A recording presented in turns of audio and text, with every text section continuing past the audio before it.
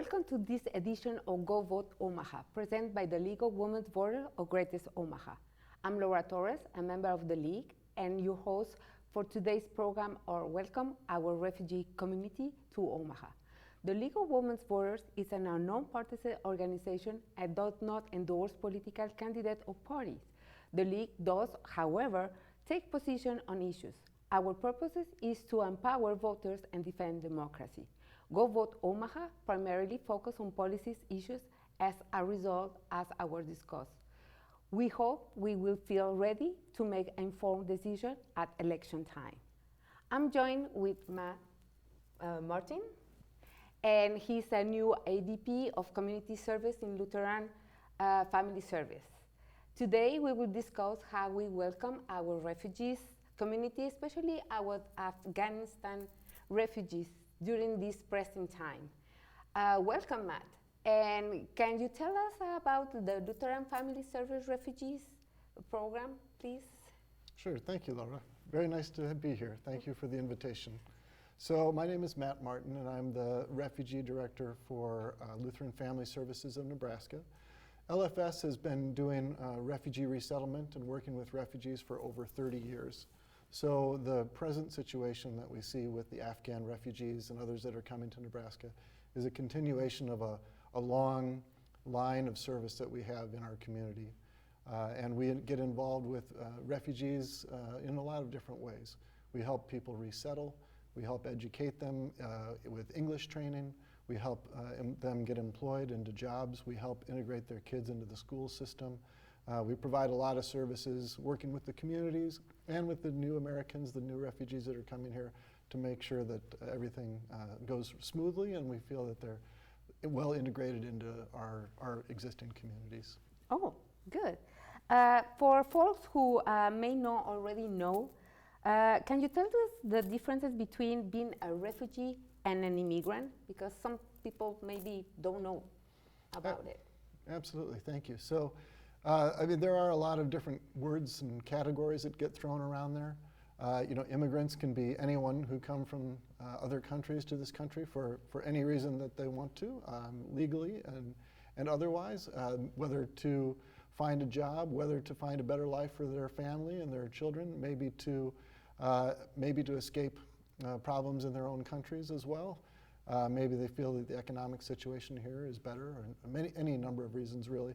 But what distinguishes refugees and even asylum seekers are people who are coming to this country because of no choice of their own, really. They're coming here because they're fleeing situations in their own country, either war or persecution or maybe a natural disaster that forces them to leave their own country and seek some refuge in other places. And primarily we're talking about the United States here. So refugees are people who go through a quite lengthy process to have a status to be here. They go through a long set of procedures and requirements to go through that. And some people may be in other third countries for years and sometimes even decades before they get the chance to come finally to the United States as a refugee. Okay. You mentioned about the asylum. Which is the difference between a refugee and ask for asylum? Can you tell us a little more about these two differences? Sure.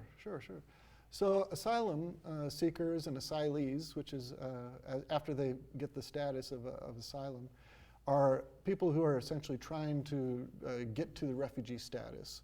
Refugees have a status that is conferred upon them or they receive because of a status that they have.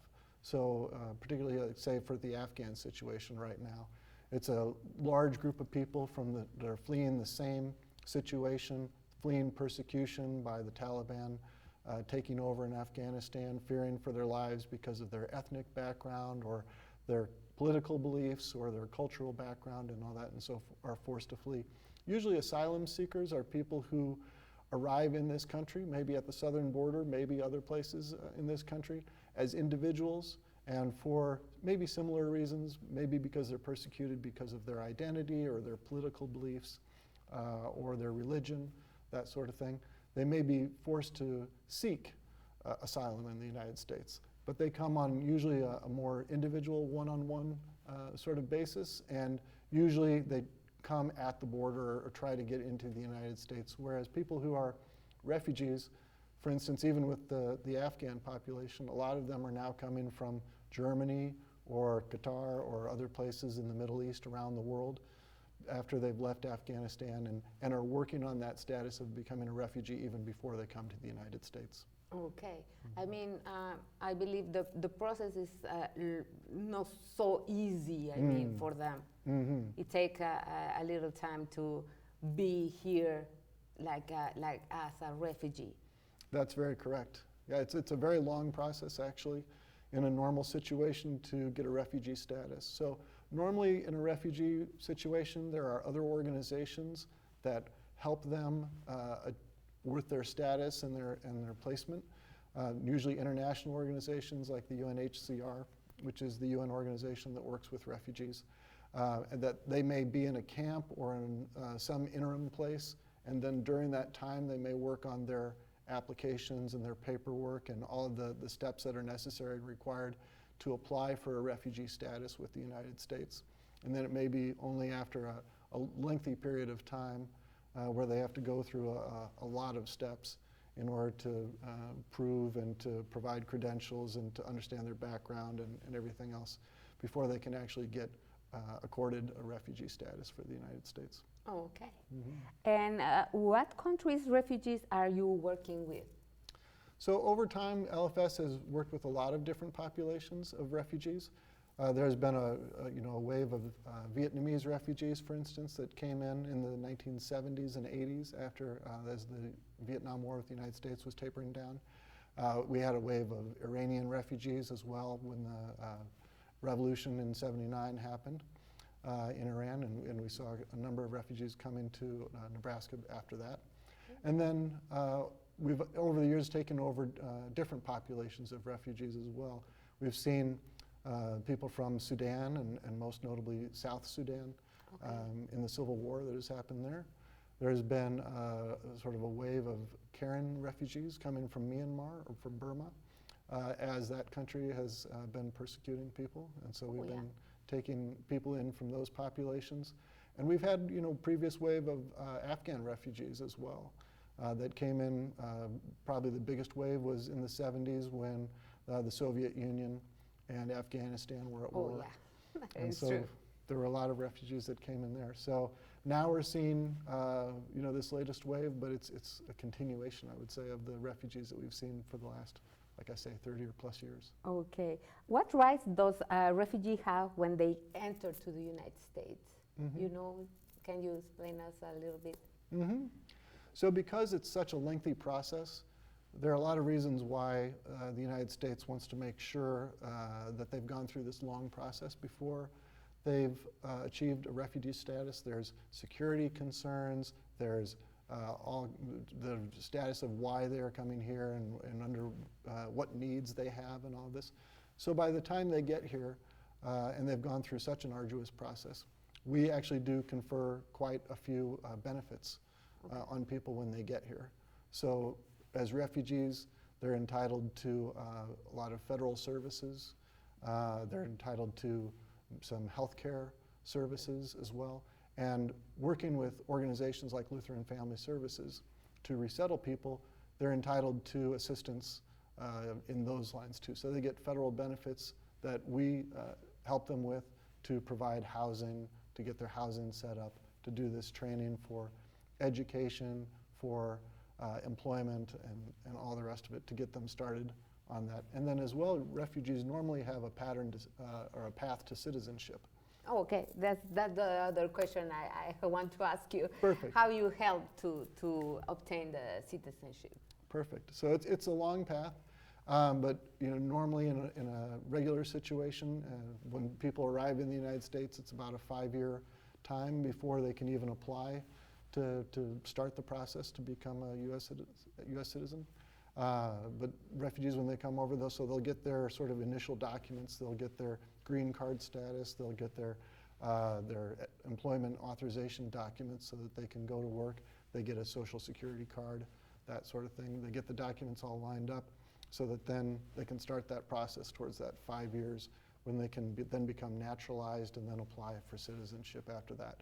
And we at Lutheran Family Services, we focus on not just even the first initial days when people come here, but really throughout that long process. So we provide not only the short-term immediate needs of resettlement, but also legal assistance so that we can help people walk through those hurdles, because sometimes it can be a challenging process.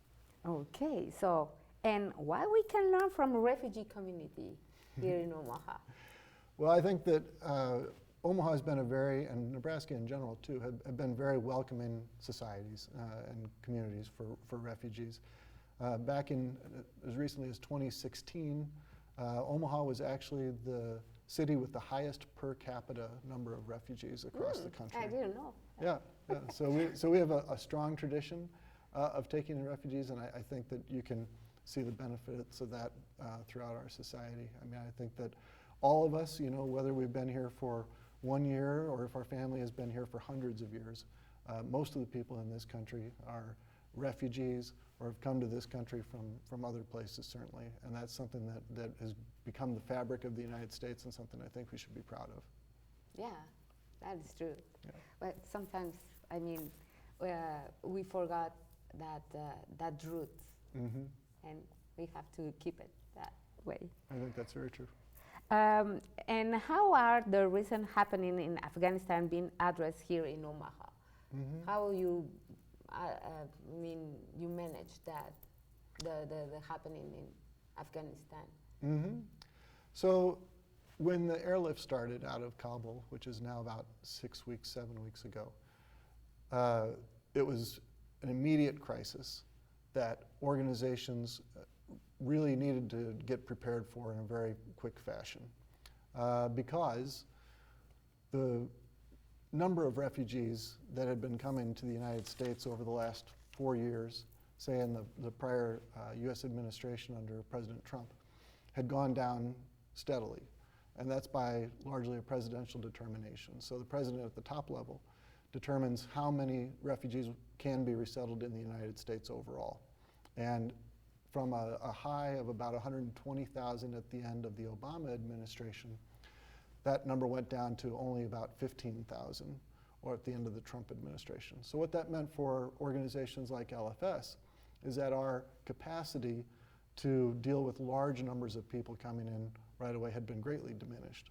And we have now a new administration that not only has a new approach with refugees altogether, where President Biden would like to see the numbers increased, I think, dramatically from where they had been at the end of the Trump administration.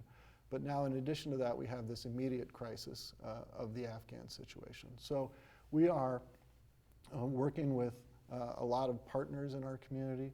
We are building up our own staff. We are growing our capacity.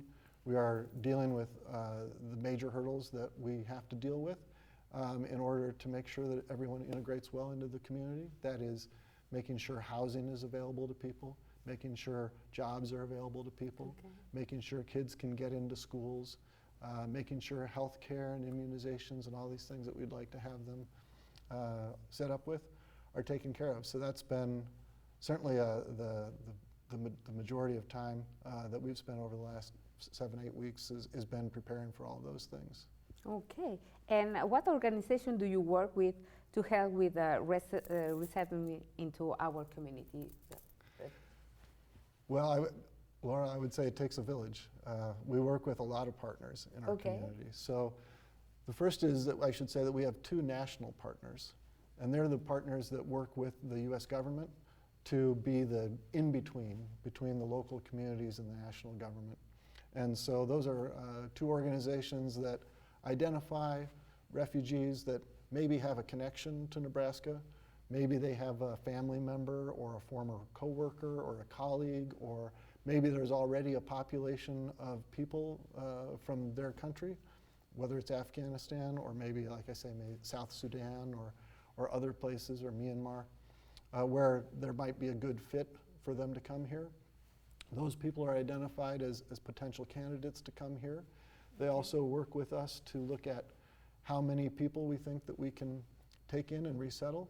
And then we work with organizations all around Omaha and Nebraska. So there actually is a state refugee coordinator who's in the state of Nebraska. We work with that position.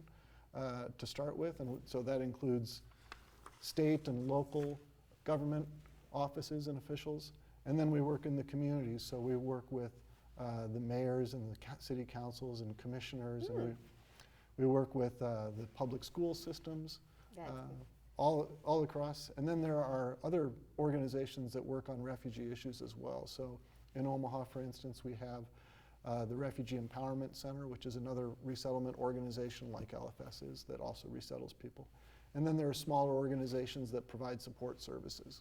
So there's a group called the Furniture Project, which helps us in moving furniture to get apartments set up. I heard about that. Yeah, wonderful.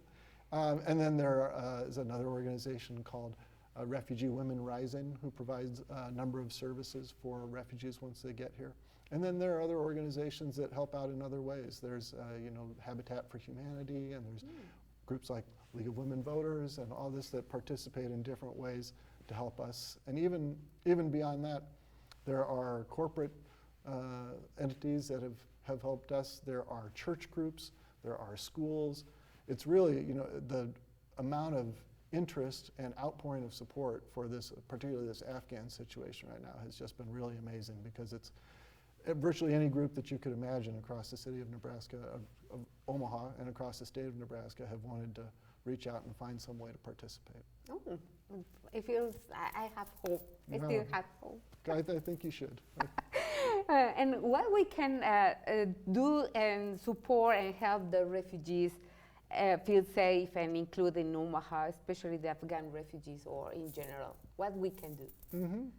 So if you think about the process that we do with LFS to make sure that Afghans are integrated well into our community, we do everything from when they arrive at the airport, we go and we meet them. And we like to have a native speaker who is there to greet them and make them feel at home and make them feel welcome. A lot of times people are coming off the plane, particularly this Afghan population, from very strenuous, stressful, difficult situations. They may have been traveling for 24 or 36 hours, a long time to come here. They may have a large family that they're trying to take care of and all the rest of it. So we like to make sure that their initial experience when they land on the ground is a good one. So a lot of times actually we have almost parties of people that go out to welcome them and make them feel like we're a welcoming community and we want them to be there. So we oftentimes don't get a lot of notice about that, maybe a day or so, but then we'll try to get crowds of people at the airport to wish them well when they get here. So we're looking always for people to do that. Then we, like I say, we try to help them get set up into an apartment rather quickly. A lot of times they'll have family members or someone that they stay with for a short time, but then we like to get them set up in their own apartment. So we need donations of used items, even to put in apartments. So, dressers and tables and chairs and all that sort of thing. And when we set up their apartments, we really do it from the start to finish. We want people to feel like when they first open the door and they go into their apartment that they are home and that it is their place and that everything is ready for them to just move in and have it be their home. So we need all sorts of things, from food to sheets, diapers if there are small children, everything, anything and everything, bath supplies and everything to go with it. So we need help setting up those apartments. We need help actually doing the moving. We have a warehouse where we have supplies for all those materials, and we pick from those supplies and put them in trucks and deliver them to apartments and get them all set up. So we need help with that.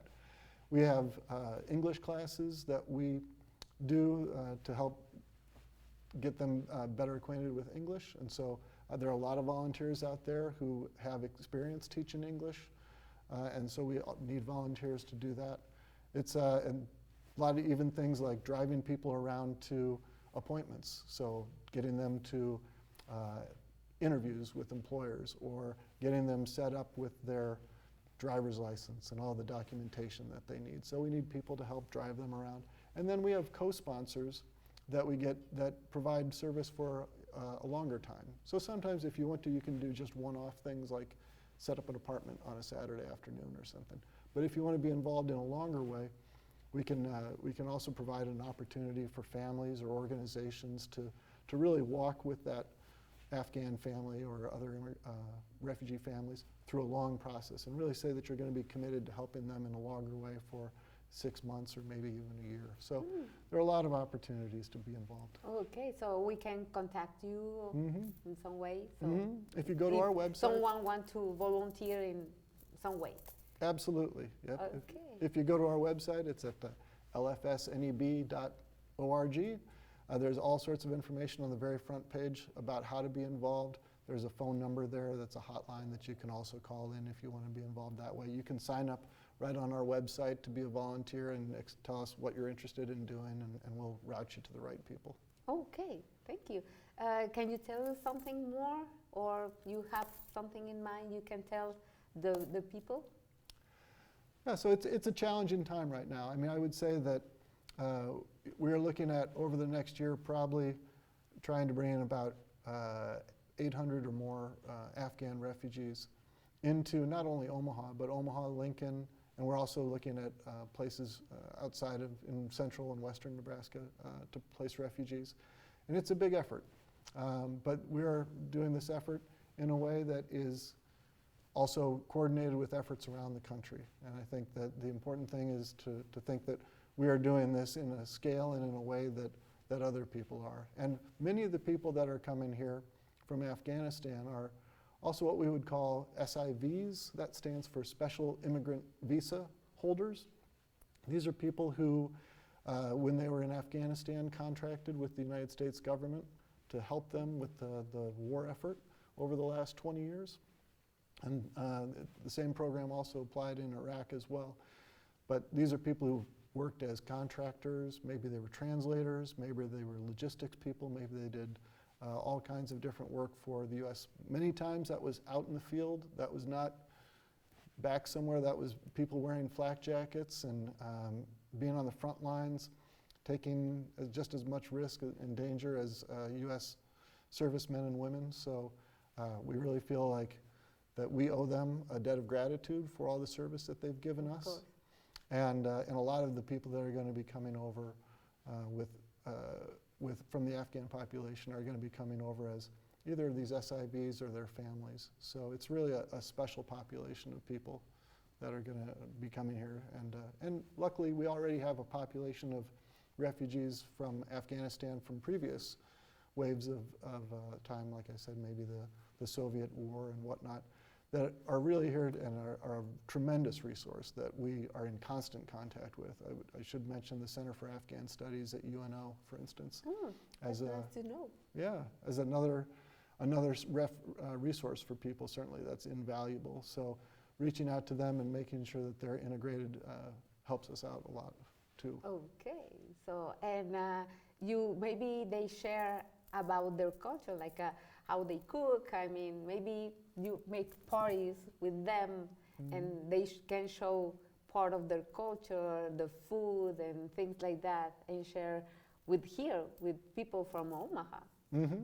Because you mentioned you have a little parties with them to feel, welcome. That's right. That's exactly right. I mean, I think on the one hand, we have a whole cultural orientation program that we do that also helps people get used to the way that we do things in this country, things that may seem strange and foreign that we just seem like common sense or the way that we do things. We have a very thorough program so that they feel comfortable and knowledgeable about how to get things done and how to do things here. But at the same time, I think the cultural differences and uniqueness that people bring here is part of the wonderfulness of what we all should be appreciative of and learn about as well too. So I think that's exactly right, that we want to have opportunities and experiences to learn from other people as well too. Yeah. One of the programs that we run is called Global Roots. Oh, and what is it about? It's an urban farming program that actually we don't need to do anything to teach immigrant farmers who come here as refugees how to do what they do. They already know how to do what to do. And all we need to do is we need to provide them maybe a little bit of land to use and maybe some tools to use. And then we just let them do their work. So it's a program for refugees to be able to farm in an urban setting, to have community with each other, and also with people in our community to learn from that, and to maybe make a little money selling their produce as well for self-sustaining and maybe just for their own families or for more as well. So that's another way to learn from the refugee experience, I think. We're also engaged in an arts festival every year. That's nice. Yeah, and we support refugee artists as well to try to, again, it's a community building effort so that we learn about their culture and they learn about our culture, and we can have a better cultural exchange that way. Oh, I didn't know that they have a lot of things to show us as well. Absolutely. So it's both ways. Absolutely, yeah. We certainly try to take the stance that we learn as much from the experience as we try to teach other people. And they teach us as well. Very Some much things, so. maybe some things we don't know, and maybe why not learn their language? Absolutely, absolutely, yes. Well, yes, my Pashto and my Dari are not what I would want them to be, but I'm going to work on it. Okay, that is good. Another language always helps. Absolutely. And maybe they can feel, I don't know, empathy or something? Absolutely, yeah. I mean, certainly that's a big part of it. We employ and utilize a lot of native speakers in the work that we do, for sure, who work as case managers and all the rest of it, so that we can bridge those questions. Okay, thank you, Matt, for being here, and thank you for speaking with us and joining our program. And for the League of Women's Voters of Greater Omaha, I'm Laura Torres. Remind you to inform yourself about the issues and candidates and election time, and be ready to go vote Omaha.